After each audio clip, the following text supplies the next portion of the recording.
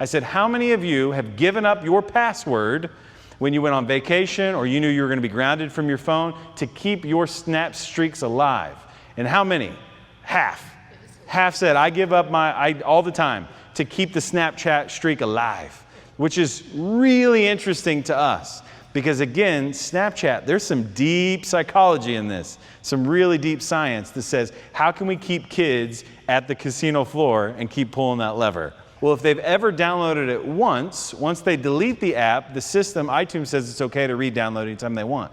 So if they downloaded it way back when and you've since said you can't have that app, you're going to delete it, so you delete the app, well, they can still re-download it and it won't get a notification. Does that make sense? So I hear parents all the time go, I didn't know that was possible. So kids a lot of times will use it all day long, and before they get home, delete it.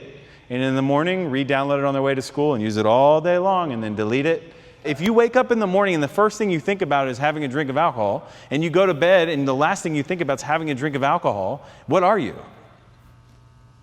An alcoholic. But if the first thing we do in the morning is get out our phone, and the last thing we do is get out our phone, what are we? We're not addicted to phones? What? How does that work? And I'm not trying to compare the two, because alcoholism is a whole other category too. I'm not saying that. What I am saying, let's be honest about the conversation that's now on our doorstep. When we don't take time to align ourselves in the morning for the goals that we want to achieve and reflect at night to what did we accomplish and what do we want to accomplish tomorrow, we can't move forward.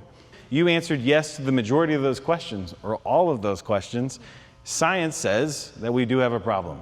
And there's some rewiring that probably needs to happen. So the question then lands in your court, what are you willing to do about it? Like, what do you want to do about it? Because remember, we can't move forward with our kids if we're not willing to be the examples ourselves. How many of you have, 1,000 friends or 1,000 followers on social media? And every single assembly, kids would raise their hand. How many have 2,000? How many have 3,000? And they'd get that one kid that's got like 5,000, like he's a celebrity. Out of those 5,000 friends that you have, how many of them would know if a crisis was happening in your life if you didn't post it online?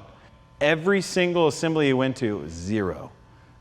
And so the question that he's asking is, we have all this connectivity, we have all these friends, but yet for the first time in human history, we're connected like never before, but we're as far apart as we've ever been before. We're going to see a really messy 20s by all the kids in the current generation because they're not figuring out how to deal with that inner voice. They're not figuring out how to deal with control. They're not figuring out healthy boundaries for their lives and relationships. And so we're going to see a real messy 20s.